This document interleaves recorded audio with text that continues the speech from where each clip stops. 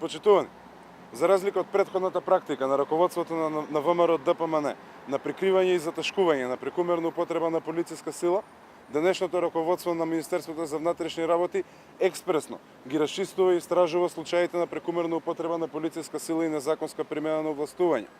Доказ за тоа се и брзите расветлувања на случаите на полициско пукање во Струмица, како и на незаконска и прекумерна употреба на полициска сила врз насилни демонстранти во Скопје. За разлика од неказнивоста, која што претходно постоеше во однос на полициските службеници и незаконската примена на сила, денес тие се еднакви пред законот со останатите граѓани.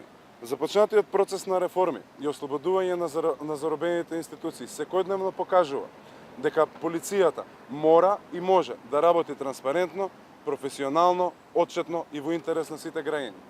Истовремено, сакам да напоменам дека процесот на воспоставување на ефективни и ефикасни механизми на истражување на незаконска примена на полициска сила, но и сите други форми на незаконска и неоснована примена на полициски овластувања никогаш не е завршен процес, односно дека секогаш може да биде подобро. Поради тоа, постојаните механизми и законската регулатива треба да се надградат и треба да се прошират, да вклучат и други субјекти кои што ќе надополнат постојниот механизам на истражување на прекумерна употреба на полициска сила. Ќе ја зголема транспарентноста на истрагите во целост, а со тоа ќе ја зголема довербата на граѓаните во својата полиција. Со процесите на реформирање на институциите, нивна професионализација и ослободување, се остварува она што граѓаните со години го очекува.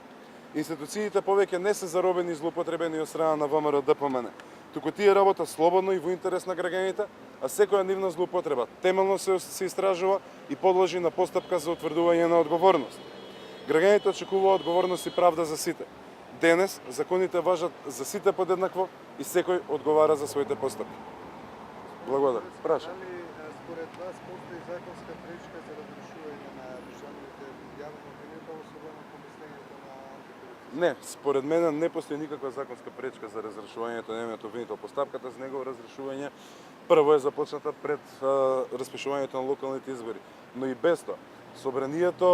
Законските ограничувања не се однесуваат на постапките во собранието, а од друга страна може да се даде прилично здрава аргументација кога представува неодложна потреба.